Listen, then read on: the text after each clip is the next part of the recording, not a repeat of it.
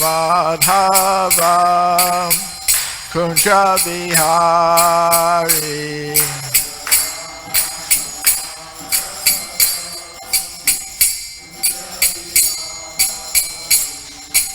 Gopijana Vallabha Girivardhari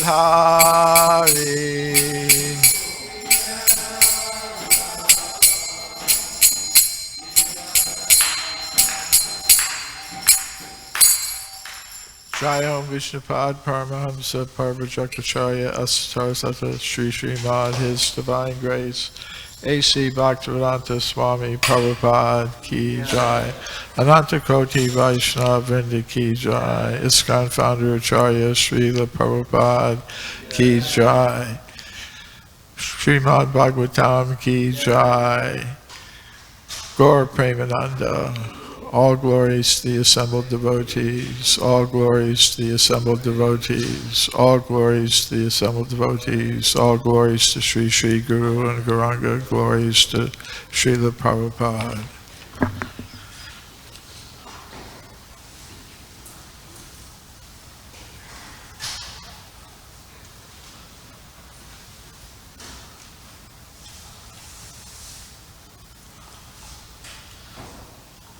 Om Namo Bhagavate Vasudevaya.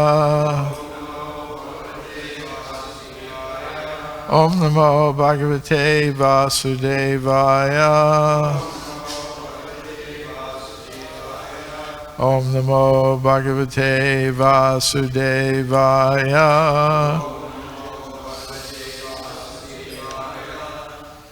Srimad Bhagavatam, Canto 3, Chapter 14, Pregnancy of Diti in the Evening, Text 32.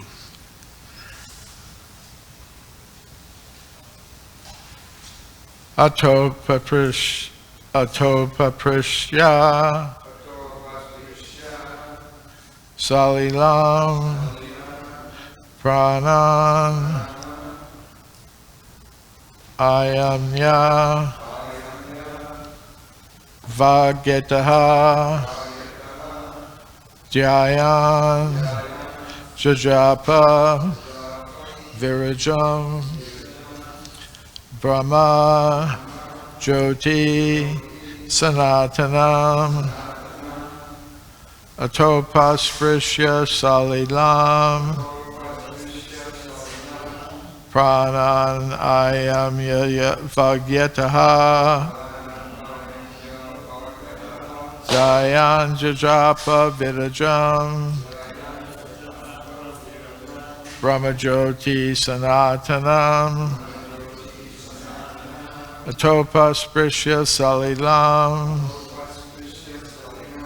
prananayam yavagyataha dhyayan jajapa virajam brahmajyoti sanatanam atopasprisya salilam pranan ayam yavagyataha dhyayan jajapa virajam brahmajyoti sanatanam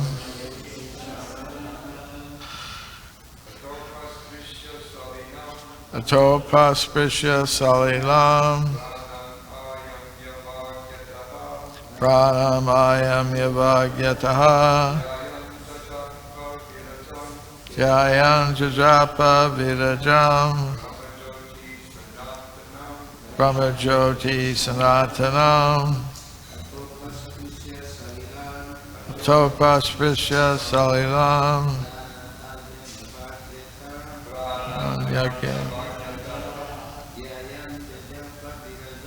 dhyayan jajapa virajam brahmajyoti sanatanam.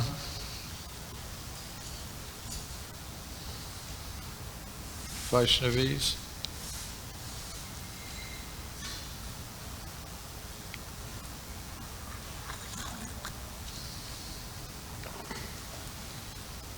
Oh, disappeared.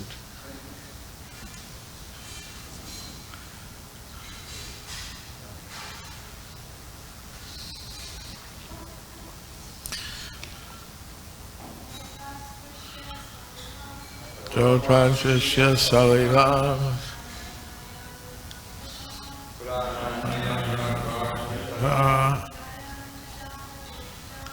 Dayam Japta Pakirajam Brahmajoti Sanatanam Ata thereafter Upasprisya touching or taking bath in water. Salilam water. Pranayamya practicing trance. Vakyataha controlling speech. Dhyayan meditating. Jajapa chanted within the mouth. Virajam pure. Brahma Gayatri hymns. Jyotihi effulgence. Sanatanam eternal. Translation and purport by His Divine Grace A.C. Bhaktivedanta Swami Prabhupada. Translation.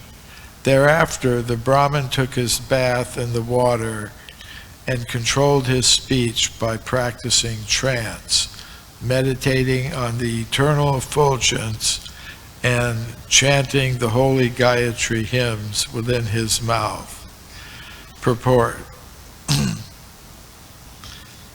As one has to take bath after using the toilet, so one has to wash himself with water after sexual intercourse, especially when at a forbidden time.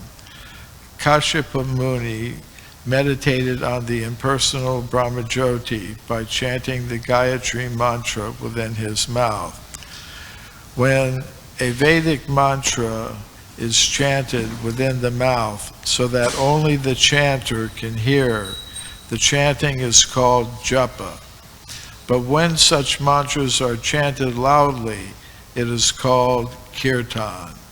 The Vedic hymn, Hare Krishna, Krishna Krishna, Hare Hare, Hare Rama, Rama Rama, Hare Hare, can be chanted both softly to oneself or loudly. Therefore, it is called the Maha Mantra, or the Great Hymn. Kashyapa Muni appears to be an impersonalist.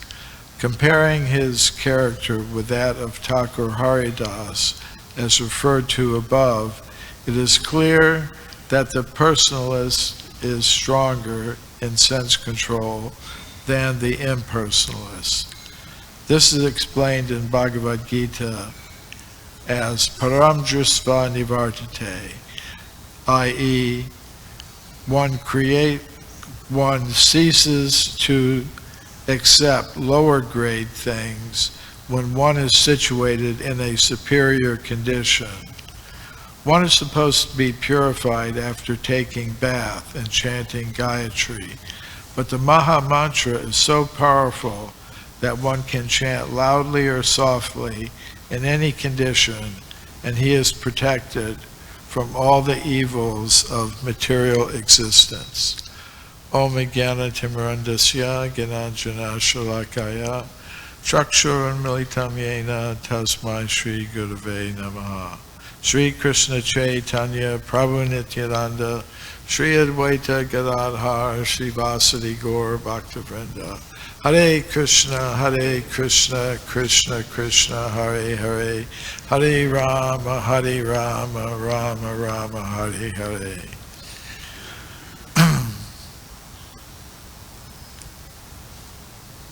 So, in this verse and translation and purport, it's mentioned Upasprisya Salilam, that either one touches or bathes in water to purify oneself. And that's something you see in other religions as well. I was raised in a Catholic family.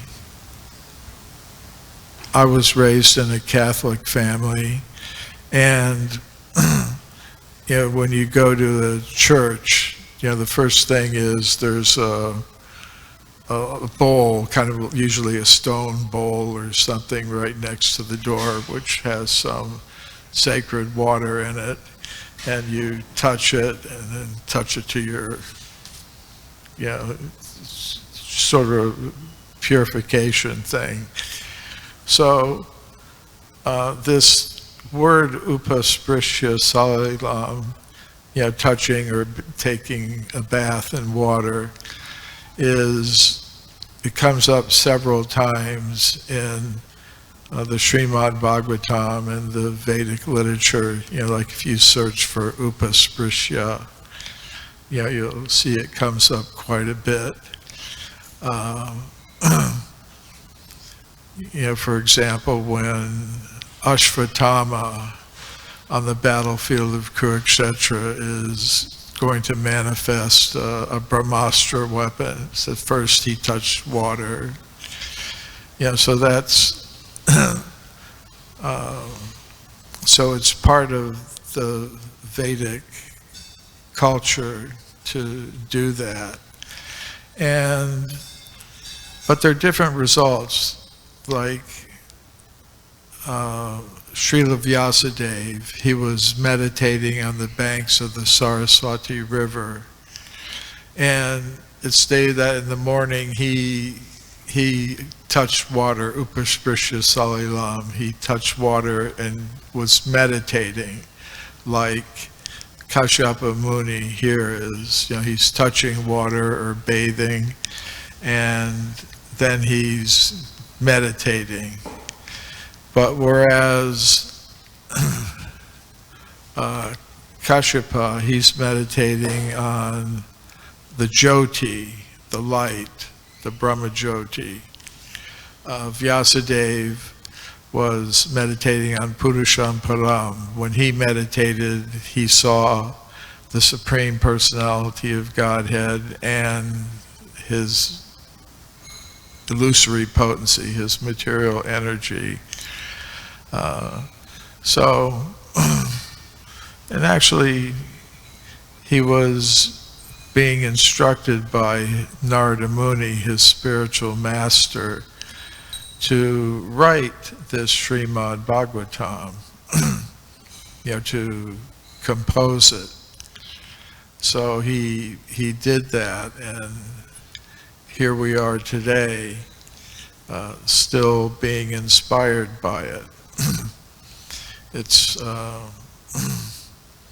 and actually in the Srimad Bhagavatam, he's recording the pastimes of the Supreme Personality of Godhead, and these pastimes involve his involvement on the spiritual level, but also in the world of our experience. So, there's this account of Kashyapa Muni and DT, their activities, which took place millions of years ago. But they were recorded in this transcendental literature, and today we're still being inspired by it. And it's pretty amazing, there are so many authors in this world writing about so many things, but they're immediately forgotten. So that's one point. Then the other point is that, and this was made particularly in the verse yesterday, that Kashyapa, at least in this moment, appears to be in a kind of impersonal state of mind, and his ability to control his senses was less than that of Haridas Thakur. who was totally focused on the holy names of Lord Krishna, the chanting of the Hare Krishna mantra. So much so, he was absorbed in that way that he was able to resist the temptations of Maya herself.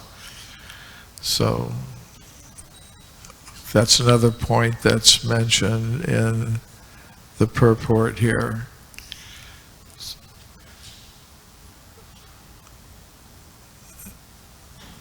Also mentioned is this ability to control speech. Vachravegam, Manasakrodavegam, Jivavegam, Udarapastavegam, Etan Vegan Yovishaheta Dira, Sarvamapi Mam, Pradivimya Sasyashyat. That if one can control, the urge to speak and the other urges of the senses, then one is qualified to make disciples all over the world. That's stated in the Upadeshamrita of Rupa Goswami. So, that's an important aspect of devotional service, to be able to control the senses. A Sanskrit word for the senses, one is go.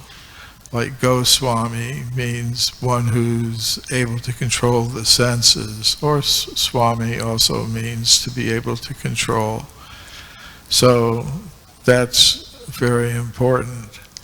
And among the senses is Udara Upashta, the belly and the organs for reproduction.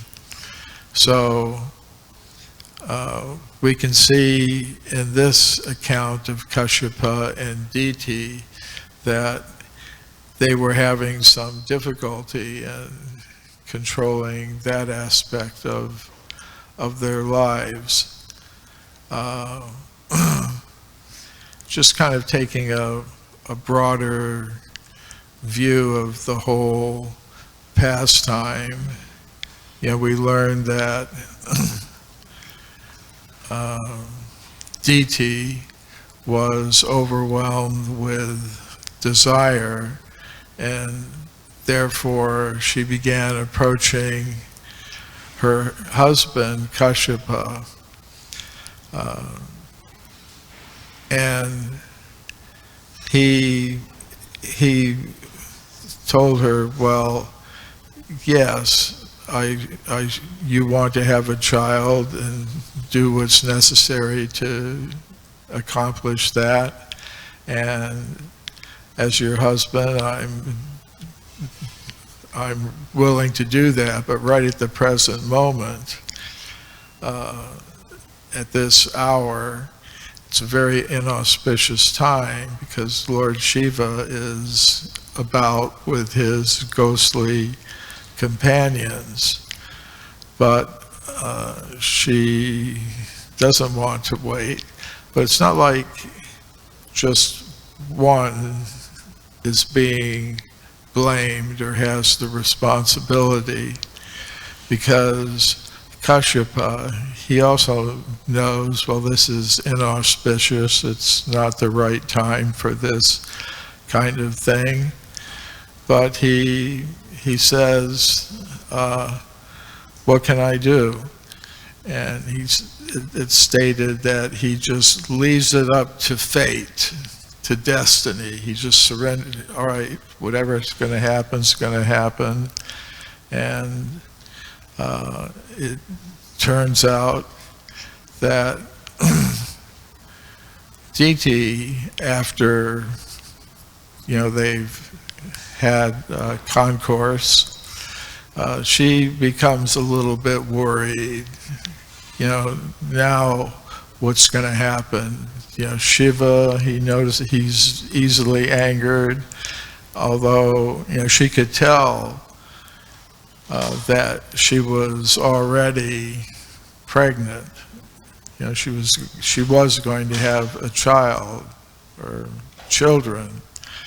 And she was worried because I really shouldn't have done this. Like Shiva, he's easily angered. He's also easily pleased, but he's easily angered. And he may be a little bit angry with me for having done this, and maybe he'll do something that will be bad for my children. So she kind of approached her husband, Kashyapa Muni, and said, do something, And he said, well, because basically you've been, well, the first thing is he tried to blame her. He said, look, I told you we shouldn't do this. You made me do it. You wouldn't listen to my instruction. But then he kind of condemned himself as well. All right, I did this, and now we're going to have to see. But he told her, yeah, you're going to have 2 sons. They're going to be great demons. They're going to cause all kinds of trouble. They're going to raise hell. And they're going to make the great sages very angry. And, and she said, well,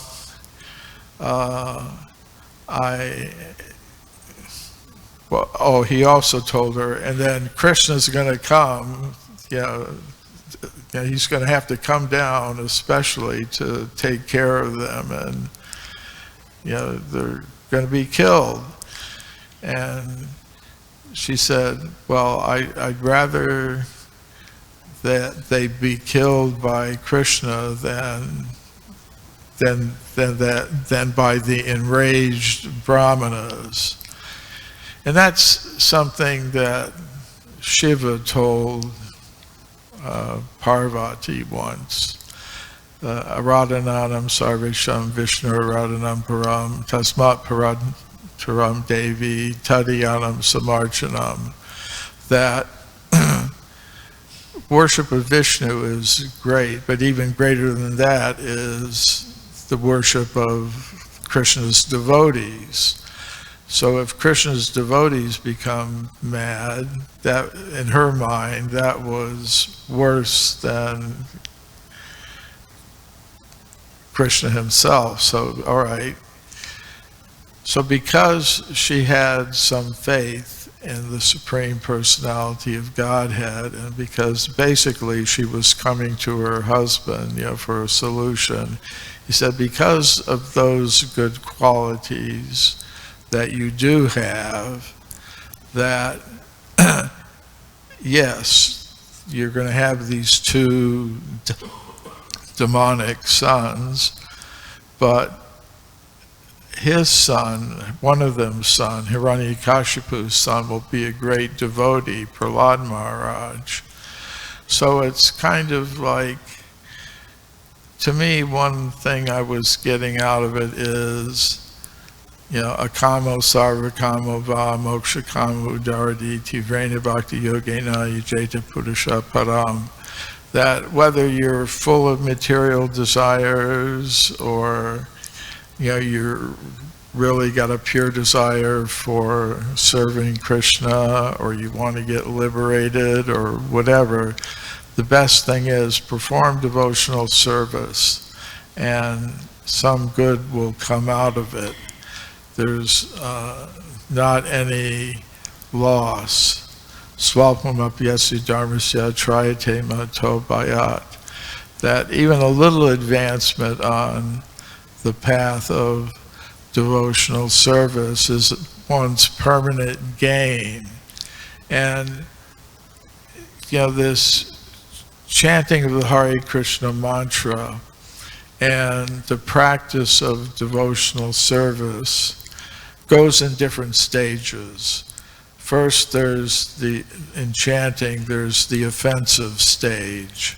That's why in the morning we chant the 10 offenses so we can be aware of them. So that means we're in the clearing stage, not the pure stage, but in the clearing stage. And if one persists in the clearing phase, although there may be so many ups and downs, one is making progress towards coming to the pure stage of chanting and participation in the eternal pastimes of the Supreme Personality of Godhead. And one can become awakened to one's eternal spiritual identity. So this stage of devotional service in terms of the 9 stages outlined by Rupa Goswami would be anartha nivritti, becoming freed from the offenses and material attachments. And so that's one message I get from this whole pastime. Although Kashyapa and Diti, they're not at the perfect stage, they're making progress. There's some result. And,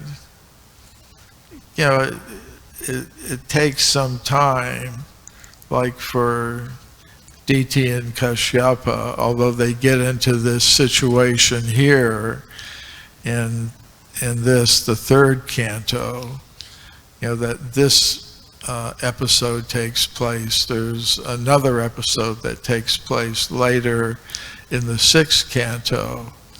Of course, Kashyapa, he had several wives. It's kind of interesting. He was through with his children with Diti. He was the father of so many asuras. They're called, sometimes the asuras, they're called daityas, which means the sons of Diti, who was the mother of many asuras. But he was also the husband of Aditi, the mother of the demigods, and fathered so many demigods through Aditi. And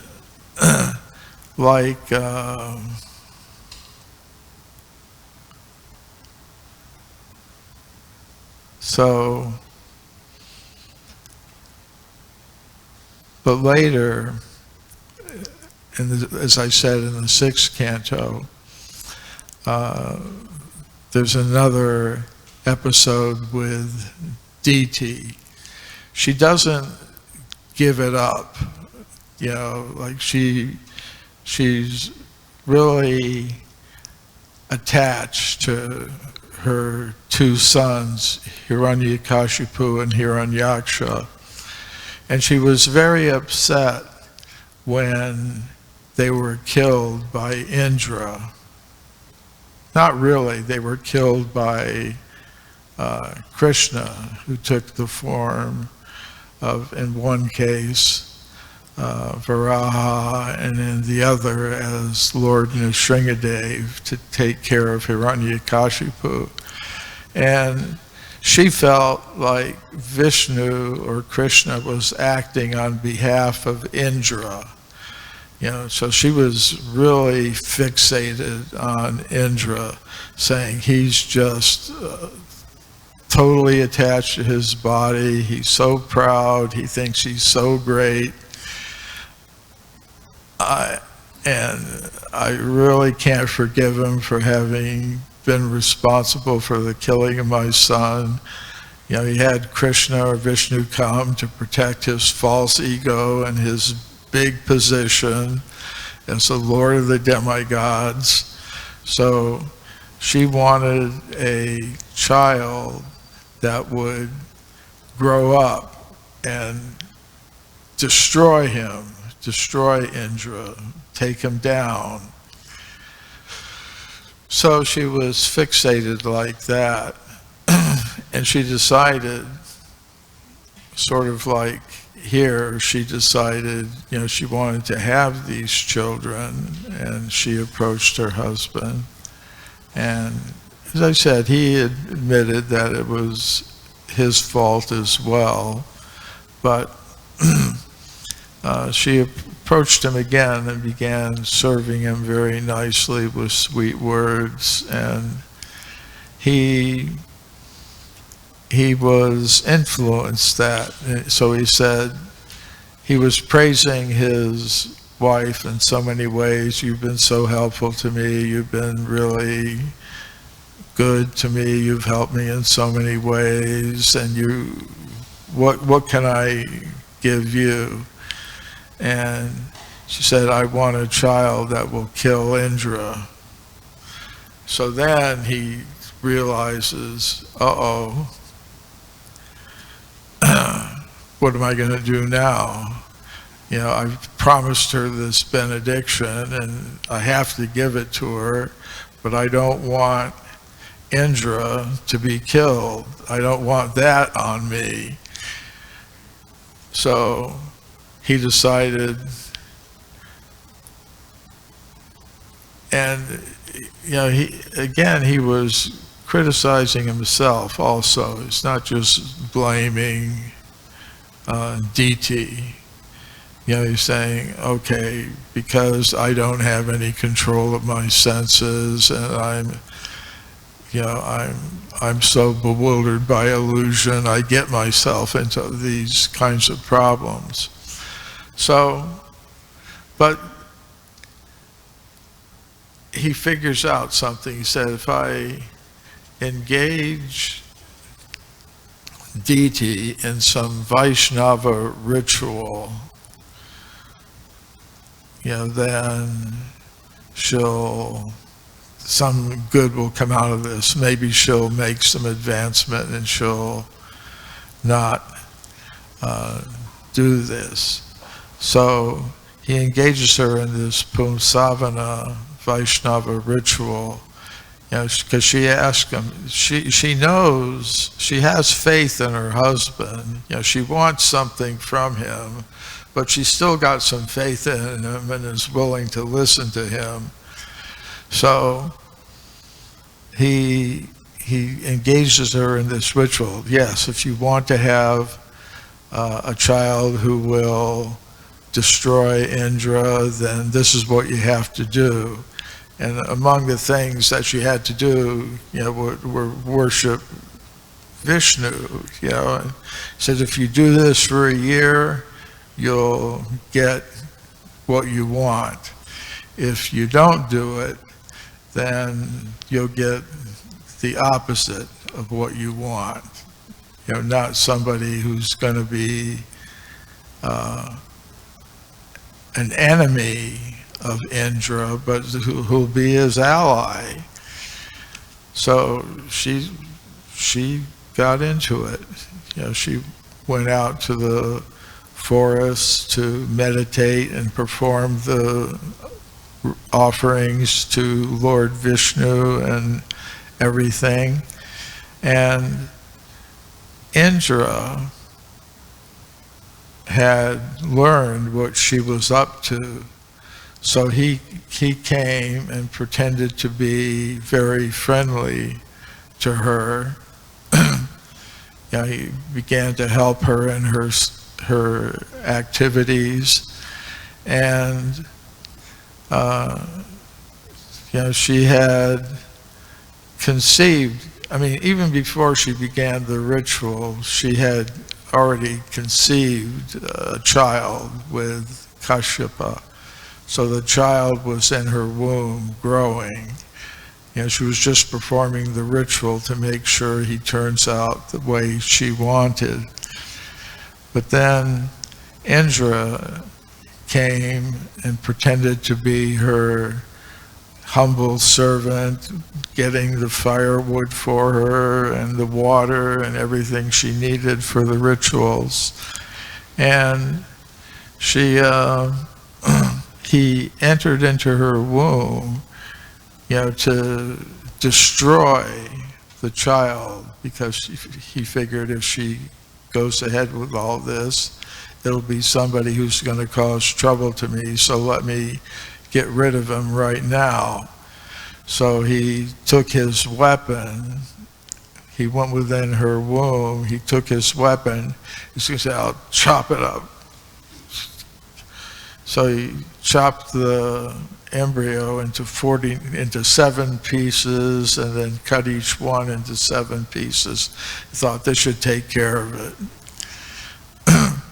And actually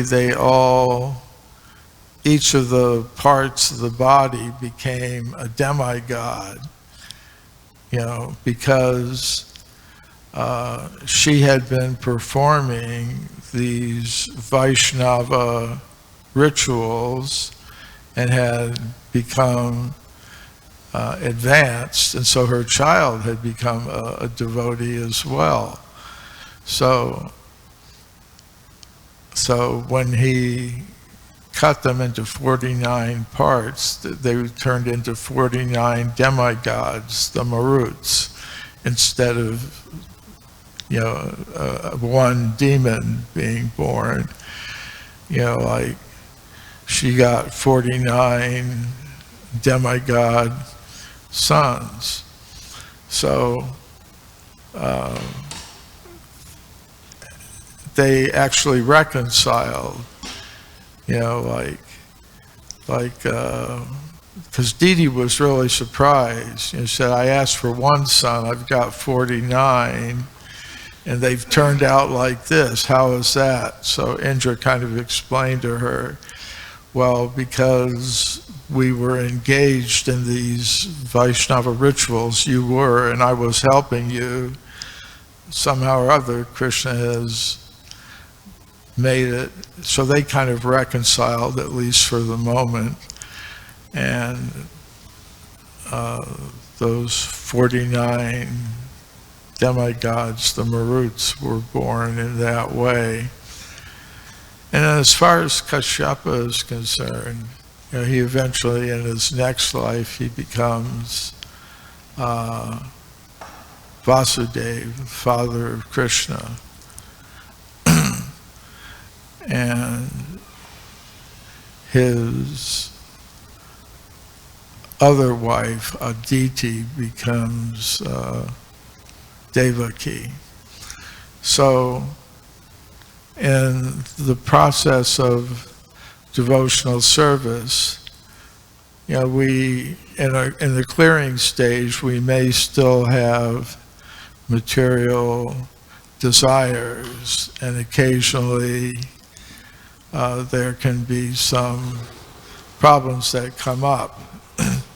But if one is sincere and remains on the path of devotional service, then those discrepancies will gradually be cleared away, and one can come to the platform of pure devotional service, which is, the objective.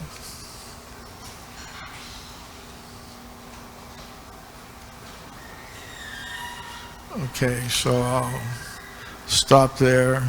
Glories to Srimad Bhagavatam.